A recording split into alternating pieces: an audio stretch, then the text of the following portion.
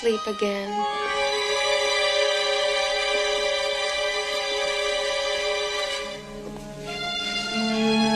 Where did you learn that rhyme? Hi, welcome to the Bencher Movie Club. I'm Charlie. My name's Ben. And in this episode, we're going to be discussing A Nightmare on Elm Street Part 3, The Dream Warriors, from 1987. Starring Robert Englund, of course, Freddy Krueger. Heather Langenkamp comes back as Nancy Thompson. You got Patricia Arquette, who's in True Romance, Stigmata, Boyhood. This is her debut film as well, Patricia Arquette. Yeah, that's right. You got Laurence Fishburne from Apocalypse Now, What's Love Got to Do With It, The Matrix, John Wick, Boys in the Hood. John Saxon, who had also been in another horror film, hadn't he? John Saxon, yeah, I recognise his face from something. That's her dad, isn't it? Yeah, he was in Enter the Dragon. Black Christmas. He was in Black Christmas? Yeah, he was in Black Christmas. And I think he might have been in some sort of TV series or something, because I think he's got... I recognised his face before I'd seen this film. Jar Jar Gabor is in it. Yeah, she was an old movie no, actress. People know Jar Jar Gabor, right? Yeah, but I think that's what she was. I only know her as... I don't know the name, but I assume she was... I think she was an old American actress. Right. Or she was like married rich or something like that, I think. She's got money, lots of money. Freddy Krueger was actually nearly played by David Warner. Who's David Warner?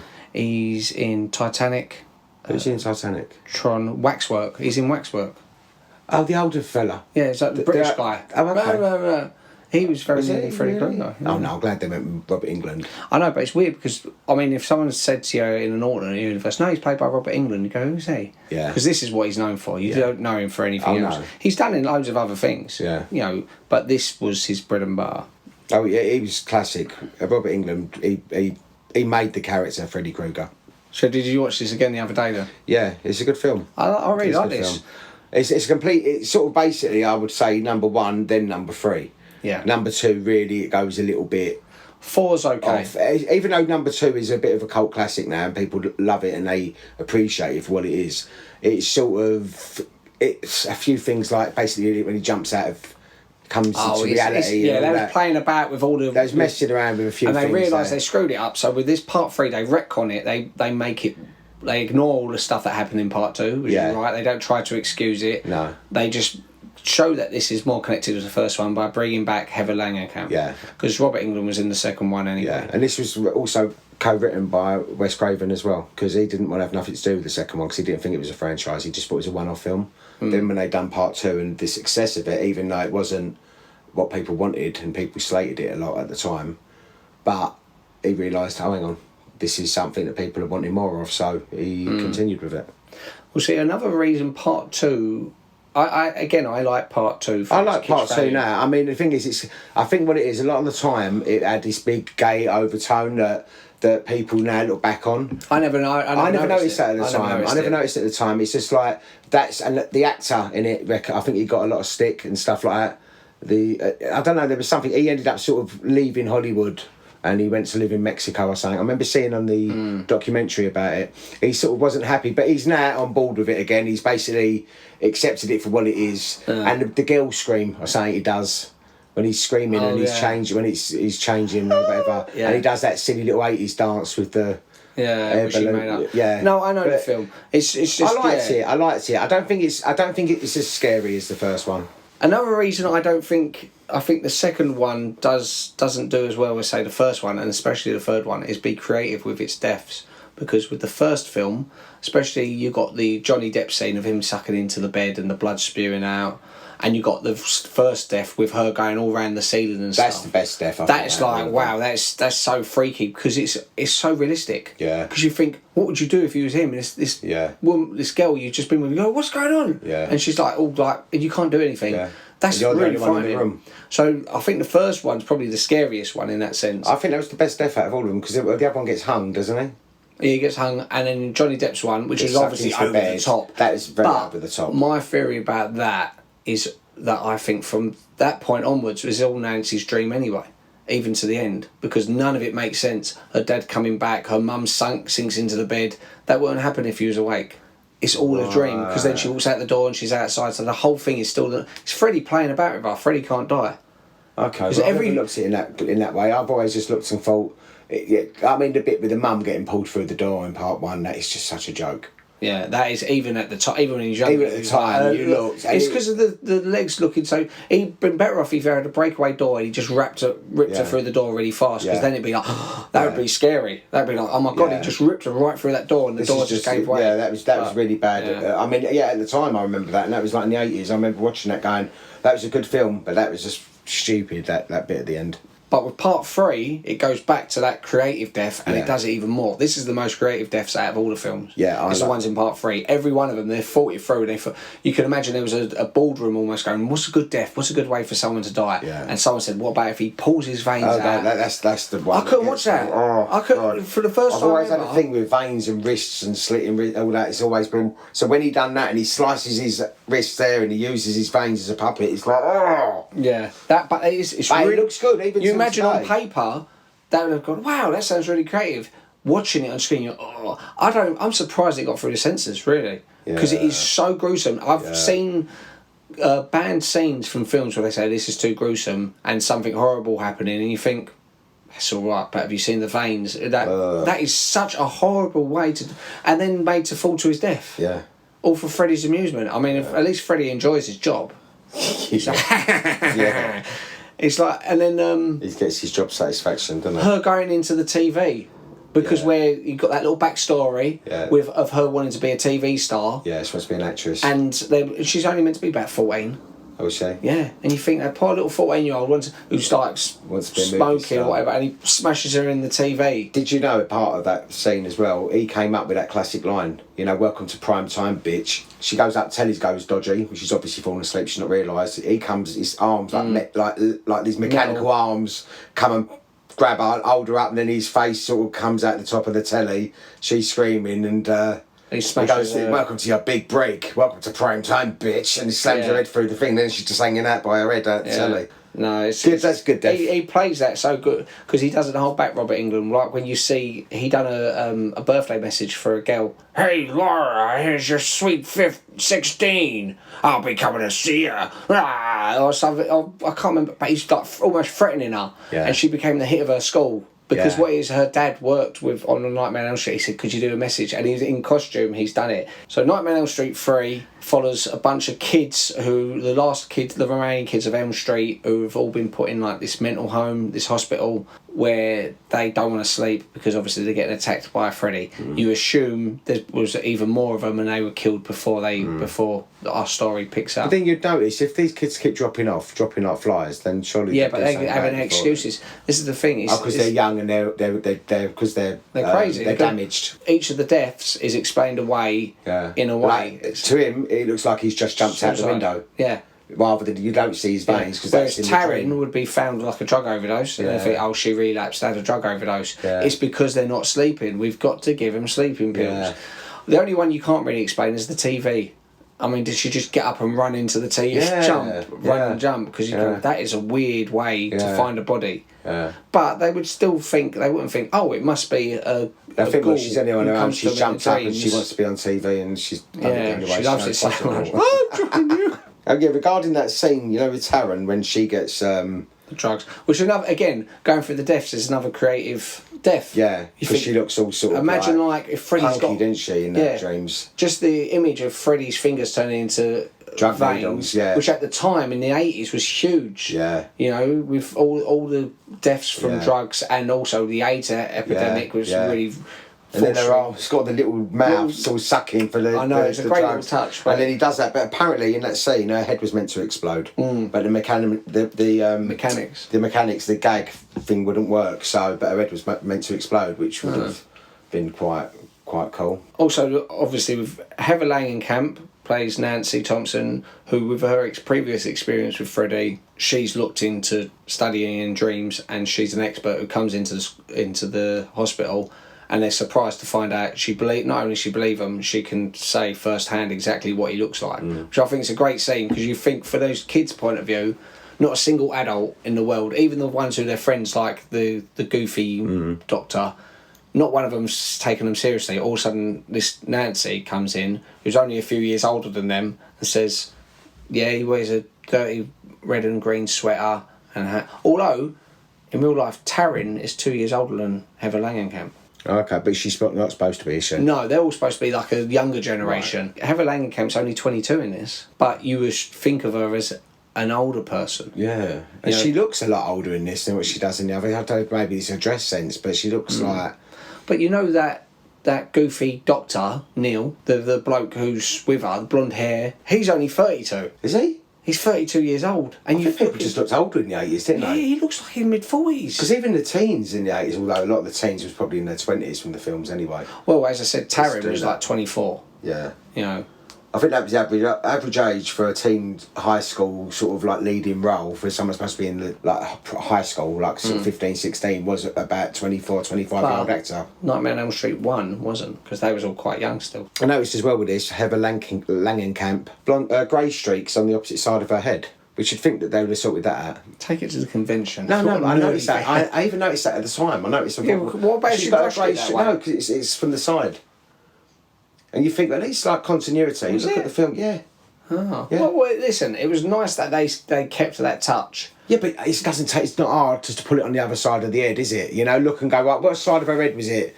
It's like someone's going, oh yeah, we checked, it was that side. I've never noticed. Well, I noticed at the time. When I watched it in the 80s. Craven? I did. No, I didn't. Can't be silly. No, but I noticed it. I don't think it ruins it. It's nice that they put that touch in there. I like the long payoff of what's Patricia Arquette's mum's name? Kristen. Her name's Kristen. Her mum's called Beverly, something like that. Yeah, I think. It's Hey Beverly, where's the bourbon? Yeah. I'll be there in a minute. And it's such a good payoff because when you watch it for the first time, and later in the film when they're all having their little nightmares, Patricia Arquette wakes up, or she thinks she's woken up, and it's back to the beginning of the film. Yeah. So in her mind, she's like, I've just had the most mad dream. I ended up going to this hospital, doing all this stuff, but it's good to know, you know, things are normal. But then Freddy comes in and says, I said, where's the bourbon, bitch? Yeah. Cuts her head off. Yeah. That's a brilliant scene, and it's good how they made it pay off so late. Yeah. One thing I think would make this film even better, you know where the opening credits are? Imagine if you took the opening credits out, you had the entire first part with Kristen, Patricia Arquette, and her cutting her wrists, and then she drops to the floor. Imagine if as she dropped to the floor, it went Nightmare on Elm Street 3, Dream Warriors. Because then after that, it's all in a hospital.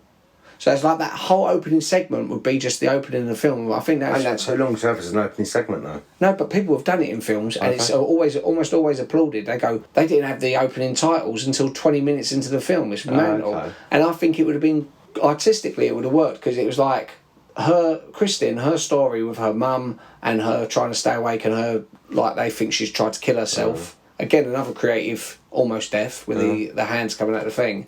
That would have been like a mini film. It's like watching a short film. And I hate anything to do with wrists. It's always. I think from America or from London, I think it stems from. You know, like whether he gets his throat, anything with throat is cut or wrists cut, it's just like really, really horrible. I like about this film as well the idea about Kristen having that power. She can drag people into dreams. Yeah, because you think that's really creative. Good thing, as a writer, you think that's a really creative idea, because with the first film they never tackled anything like that. No. With this one, they don't need to go further, don't they? But then they thought, let's extend it. Let's have each of the kids have their own little power when they're asleep. So you got Kincaid is like really strong. You got Will is like a wizard. Yeah. Joey can shout. Taryn is like a badass bitch. Yeah. What's she say? I'm a punk and I like spunk. No, she doesn't say that. She does. Does she? She got the nice. She don't. No, she says, in my dreams, I'm bad. I'm beautiful and bad. I'm beautiful and bad. Yeah. Yeah. She licks her lips. I love spunk. No, she does say that. Did you know that Winona Ryder also auditioned for the role of Kristen? But she was too young. They consider her too young looking. Really? Yeah. But yeah, I love the idea of giving them powers, because in your dreams, you can sort of... Like, I've learned how to lucid dream as well. I can actually lucid dream, and I do it all the time. What's that mean? It basically means acknowledge that you're in a dream, and as soon as you know you're in a dream, you know you're in control. So you go, oh, you know, what am I doing here? Yeah. And the amount of times I've done it, and I thought, oh, I'm dreaming. As soon as you realise you're dreaming, you realise you can control it, and I go, right, I'm going to fly to the sun. in a second. And I fly out like Superman, and I go back to Earth, and I go, I'm going to go to California. I'm going to go, whatever I want to do, I start doing. See, the thing is, I always would have thought I'd have turned into some big orgy or something, but it never did.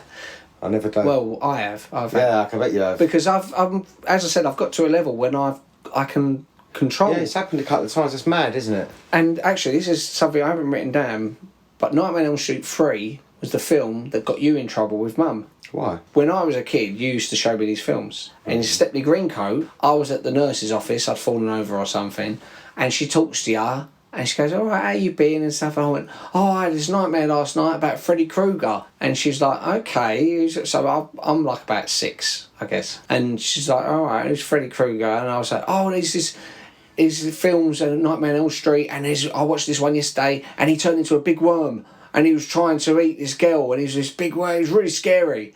She's like, okay. She's then phoned Mum. So you got me in trouble. So she's then phoned Mum. Mum's then gone to you. Why are you showing them their films? And I remember distinctly, I was sitting there watching some like kids program. You come in and you gone, right, I ain't showing you any of them anymore.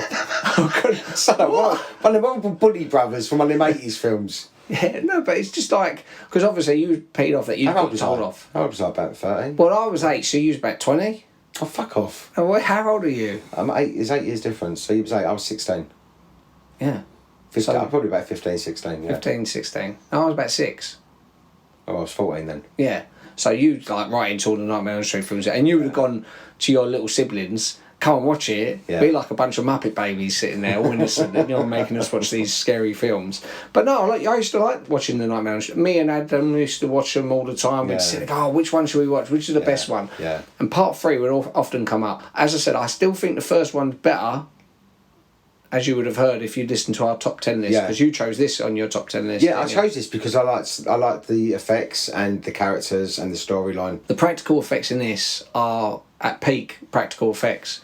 You know, I'm not saying they're as creative or as good as certain other films, but at this point, special effects was a big game. It's the biggest it ever was. So you had swarms of people going, let's make this worm, let's do this. And the practical effects in this are brilliant. Yeah. When you look at it, at the time I took it for granted. Yeah. This, and even part 4 as well, when you think, some of the effects they used in part 4. You think... I think 3 and 4 was pretty good for effects. Yeah, so this had a good little nod to Ray Harryhausen.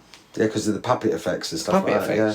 They said they deliberately done that because as a homage to him, because they were big fans. They don't really do stop motion no more, do they? No. And they'd stopped it by that point. But that looks great. Harry turns into that little puppet. It works for that. And then of course they've done it backwards, obviously. Yeah, but then when he done the veins, the vein bit was like straight after that. What he does to him. If you look at that when it's pulling on his feet, that's the bit when you see the foot walking. And it just looks. And I see in an interview with him when he's saying, I remember sitting there eating lunch and the woman next to me was looking at my feet going, oh my God. And the bloke who is the actor. Yeah, like between shots he was sort of going to the canteen. That'd be the best. You'd be cool. You'd be proud of that. If you was an actor, even though you're only in for a short amount of time, you're only in a couple of scenes, if that's your death scene, you'd be like, I'd rather be in it a short amount of time, but I'd have that death scene. You know what? That could be a really creative costume.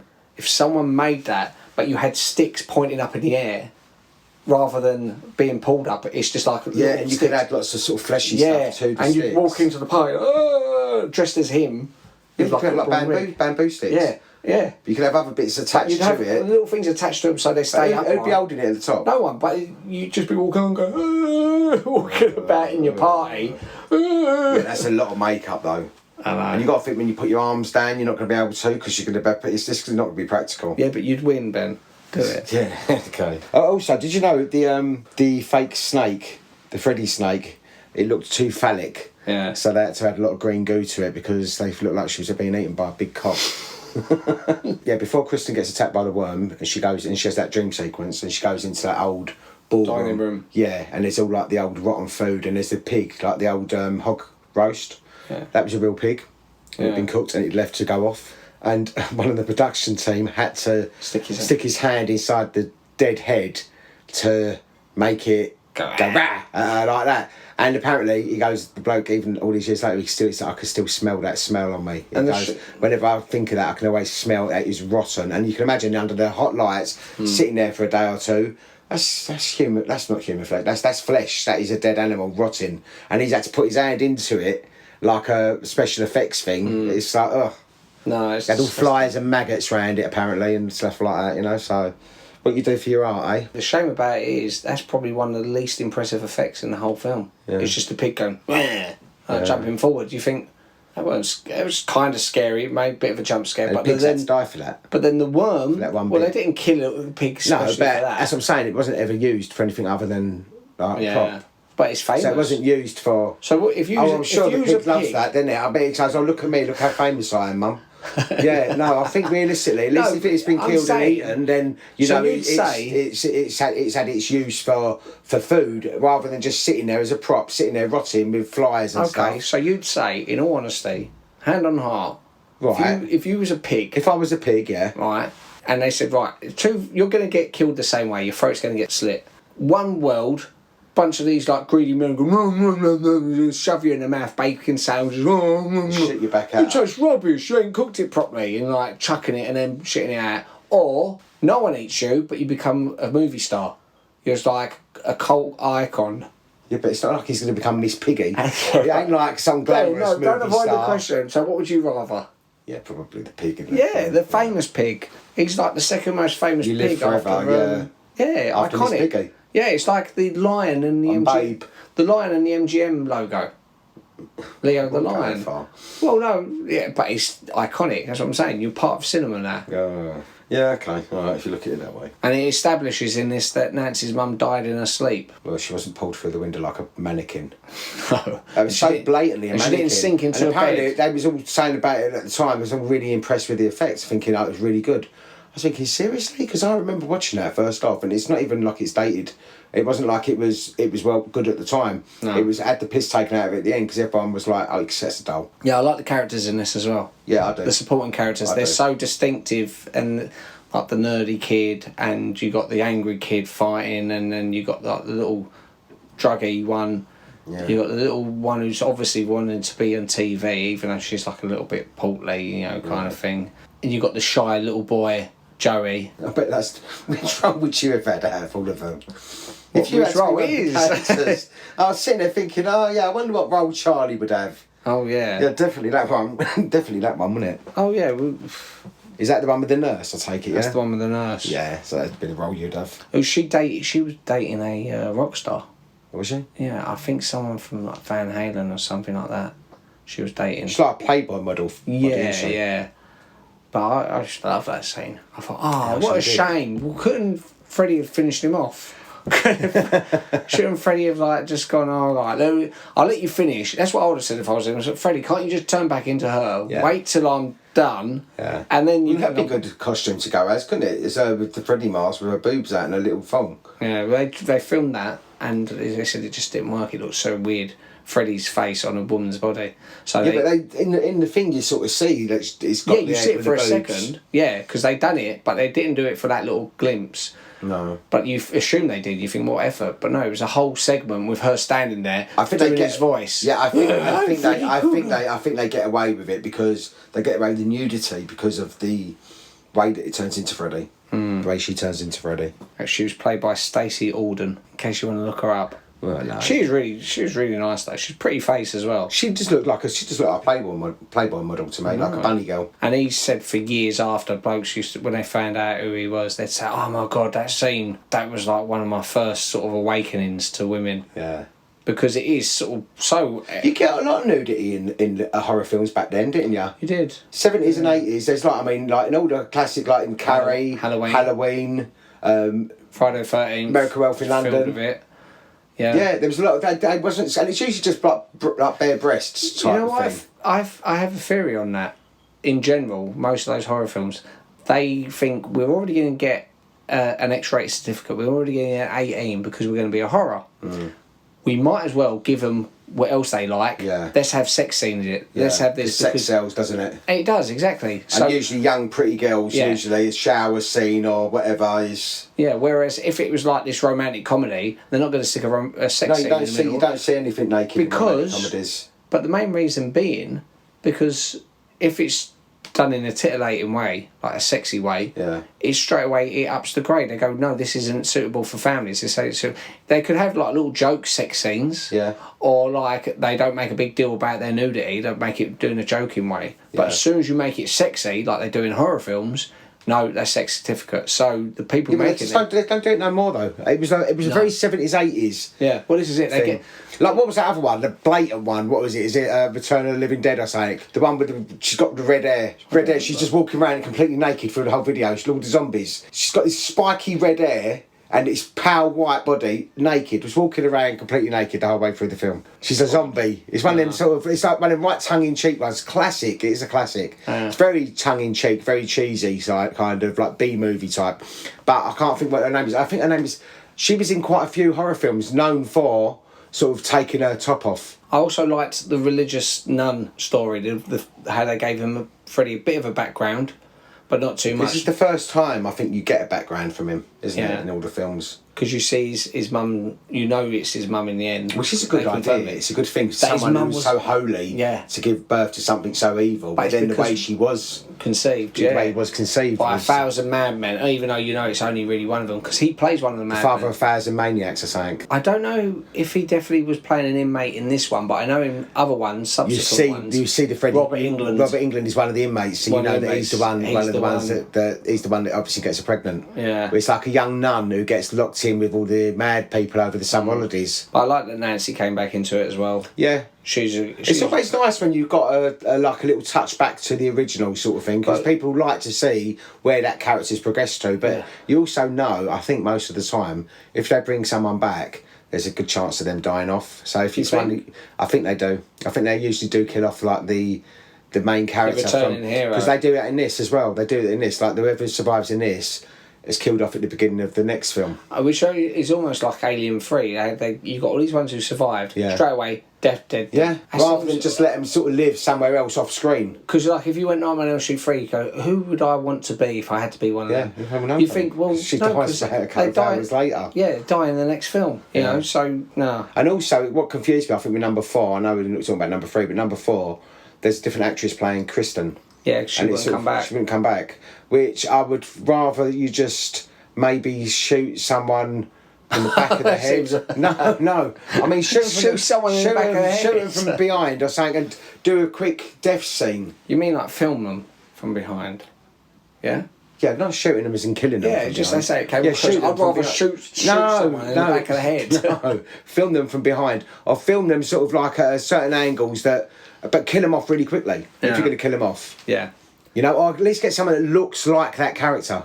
Yeah. Because it's they not never. Her fault though, is it? No. It's not the girl's fault. But I would get someone you'd try and say like, I need a lookalike. I would have had it that Kristen ain't involved in it. Yeah. She's gone off somewhere else. Yeah. And have Jodie... And say that she's died off screen, and that's the reason what the others got to watch out. No, have her killed off, and that's why the others get together. They go, "Have you heard about Kristen dying?" She's the one. Yeah. So now maybe we're all going to get killed. But the problem is she's integral to the story because it's her power which she passes on to Gingerbird. Well, maybe you can have a dream sequence. What's her name? I know it's part 4, so it don't really matter. Alice, yeah. Did you ever have nightmares about Freddy? No. I did. I had loads. He literally used to haunt me up until one day I stood up to him in my dream. There was at Welton House, there was the stairs at Welton House, and every single person in my family, the stairs were longer than they were in real life, was lined up on these stairs. Yeah. And he was running down with his claws out, cutting off every single person's head. And I was at the very bottom. And as he was about to get me, I stood up to him and went, "Don't you bloody cut my head off, I'll bash you up," or something like that. And he said, "Let him kill all of us then." I know. But then as he went to, I was like, "Don't you..." And I started like getting really angry at him. He suddenly backed down and went, "Oh, I'm sorry, I won't do it anymore." And that was the last time I ever dreamed about it. That's bad. Isn't that crazy? Yeah, he's doing what Nancy does. That's how you do it in A Nightmare on Elm Street. You just got to stand up to him. Okay. The budget for this film was 4.3 million. Yeah. And it made 44.8 million. Yeah. So it's a good success. Yeah. That's why they knew it would be anyway. I think over half the budget though went on to special effects because it was such a big thing for special effects in this film. Yeah. I think they really wanted to pull away from part 2, that they wanted to make this a worthy sequel. And you can see they took a lot of time being creative with the deaths, which again is something they'd continue in subsequent films. Even part 5 has some creative deaths, but part 5's bit of a letdown, really. Part 5, I can't think. I know part 4 is the... She's pregnant, and Freddy wants to come back as a baby. Is part 4 the one with the cockroach? Yes. I like that, though. Also, the reason I think part 4 is good, because even though it sort of tries to retread part 3, it does it in a school, it's got different dynamic, but it picks different kids. So is it the pizza one, part 5, when he's got the little people screaming in the pizza? No, that's part 4. Meatball faces. Yeah. Oh, that's part 4. Yeah. And what I like as well in part 4, I'm sure this is part 4, my favourite sequence in one of my favourite sequences in all the Nightmare on Elm Street films is as the dream loop. That's the cockroach. Yeah, and she comes up, I'm driving, and she gets in the car, and then the first time you see it, you're like, did I just see this scene? Yeah. And you're not sure. And she's doing her weights, isn't she? That song from Sinead O'Connor. And he won't let them get to him. He's making them go in the loop. That's really great. And that there, when he stands and her arms split open, she turns into a cockroach. Brilliant scene, that one. Yeah. See, there's some really good bits. I think if you had a little compilation of all the deaths in these films, some brilliant. Top 10 Yeah, top 10 Freddy deaths. Maybe we'll do that one time. But as I said, that little idea about the dreams repeating yourself is a great sort of universal idea that happens in dreams anyway. Yeah. Also, the thing about people slow running in dreams, which happens in Nightmare on Elm Street 3, when she's picking up the little girl and she's running along, and you see it's like her feet are stuck. She's not moving. That's the same with part 1 when Nancy's running upstairs. But that one in part... But you do, don't you find, I think I've had that with dreams, when I'm trying to run and it's like my legs ain't working properly. It's like I can't run fast. It's like I'm trying to run, I'm thinking, why can't I run? It's like always my legs don't work properly in dreams. Yeah. Maybe because your legs are falling asleep, I don't know. But in part 3, she was carrying that girl, and they spent loads of the budget on making this little girl model. But it did look rubbish, the girl. No, it's because they didn't use the one they made. The one they made, they looked at it because they said, think of like Auschwitz, think of like this decomposed little girl, and they made this really creepy looking girl. You can see pictures of it online. I'll add pictures into this. Why didn't they use it? Because they said it was too creepy. They said, no, it's too creepy. So they had to come up with something quickly. So they got a little skeleton and stuck hairs on it. A really bad wig on it. Yeah. Yeah. It was like a little Baby Jane sort of thing. Put me down, you're hurting me. The Rotten Tomatoes for this film as well. Yeah. The critics give it 68% and the audience give it 68%. So it's not great, but not mega bad. People are very snobby towards horror films, especially parts of a franchise. That's true. Well, IMDb was 6.6% out of 10. Another thing I liked about this, what harkens back to the first film, is where they also brought her dad back, didn't they? Yes. And how you see he's really fallen down in the world, because he was previously a detective, respected. Now he's just like a security guard, and he spends all his time in that bar. Although I noticed when I was watching that bar, I thought that looks like a really cool bar. Yeah. I'd love to be in a little bar. It's like a typical American bar. You had the pool. Do you remember when we went to America, when all our family went to America, we went to that little roadside cafe, and the woman behind the counter was like Roseanne. Yeah. She's like, yeah, what do you want? Yeah. And I was like, this is brilliant. It's just like being in America, like proper America. It was like, oh, can we have pancakes, please? Yeah, 2 men, easy, or whatever. Yeah. And it was like, spit on that. Yeah. She was going, okay, yeah, $10. You know, like, and I thought, oh my God, it was like being authentic America. Yeah, we was in like little, it was like a little drive-through place. It was like it was a Waffle House. A Waffle House or something. We sat in there, but she was like Roseanne Barr. Yeah. It was like it was like walking into like a comedy sitcom. Yeah. I loved it.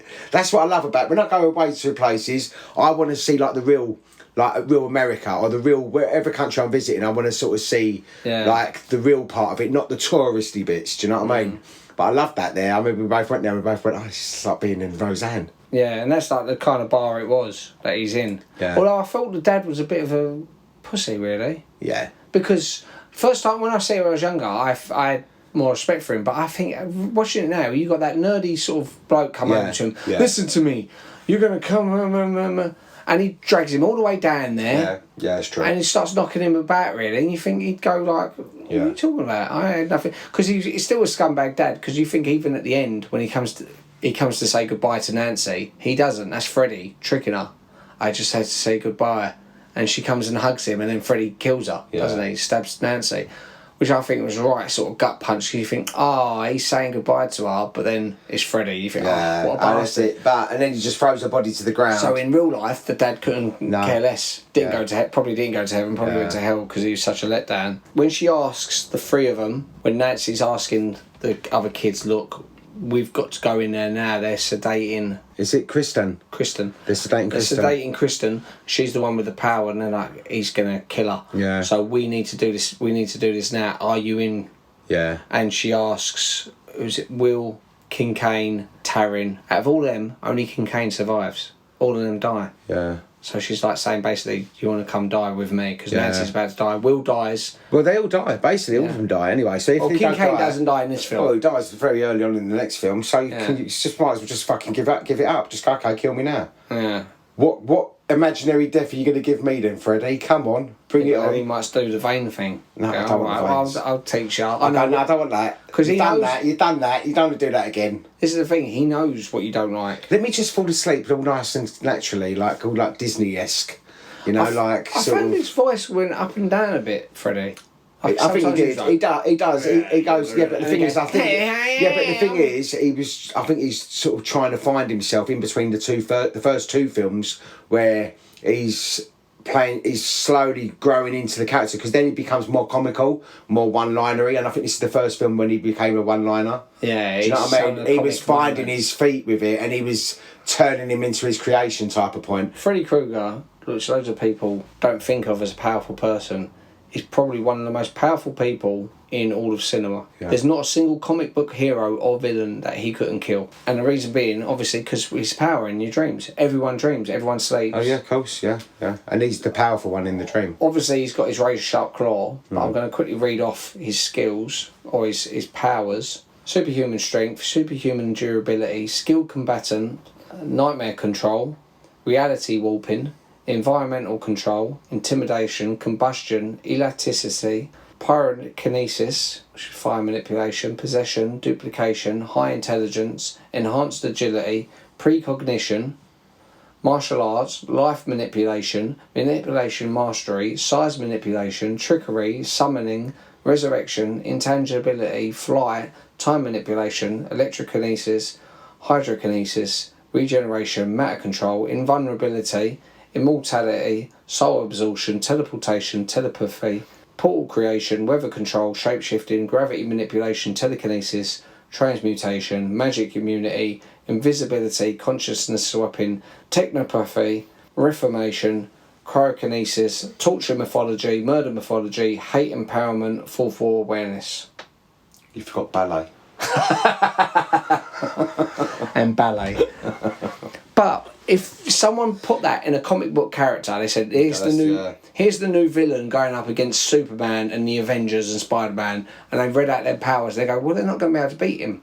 Because you cannot beat Freddy. No. Because every single film, he pretends that he dies. Yeah, because then he comes back. He's like, no, you must believe in me. Buried my bones, or my mother's come back and killed me, or whatever. Yeah. Whatever way he dies, you think that's the end of him. But there's the stinger at the end. So it's almost like to go, I was only joking. Yeah. Like with part one, obviously. He plays with them, doesn't he? Part one, he pulls his mum through the door. So you go, okay, well, obviously that didn't work. That I don't believe in you, or whatever it was. Yeah.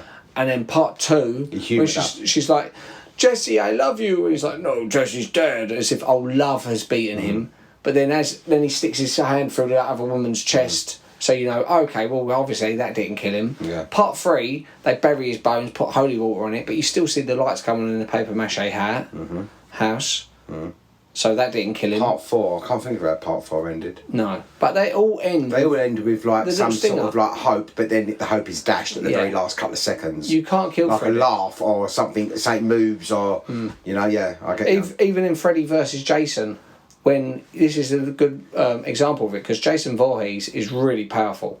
He's more powerful than Michael Myers. He's this big immovable beast. See, he's a big thing, Jason Voorhees, because I would have thought he would have been the same as like Michael Myers, Freddy Krueger. Something about the Friday the 13th, the Jason Voorhees, it's not as big and as popular as Michael Myers, as Freddy Krueger, as what others are there? So like Leatherface and all that. Maybe. But the thing is, the Friday the 13th films, they've got a great character, they've got a great villain, but I don't think there's ever been a really great Friday the 13th film.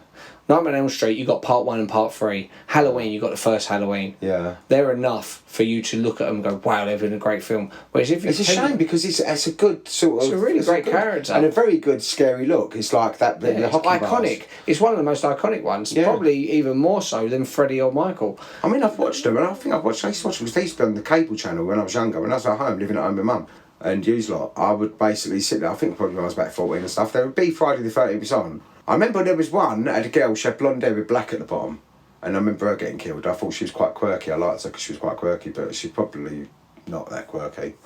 But I remembered her. So I did watch some of them. I watched some of these films, but nothing's ever stuck in my mind. I would not be able to tell you any. Like, if I was to watch one, I wouldn't sit and go, "Oh, I know what happens." I'd feel like, well, it's just not. It's not stuck in my brain. So I've watched loads of horror films over the years, and it needs something to stand out for me, it to stick into my brain, and then it will stick in my brain forever. Yeah. With Friday the 13th, obviously they tried to be creative with Jason's deaths, how he kills people, but they're limited by the real world. With the Nightmare on Elm Street films, they think, oh, how creative can we be? Because literally your imagination is limitless. You could have Freddy's glove as a shark going through the sand. You know? Or you could have another great one from part 4.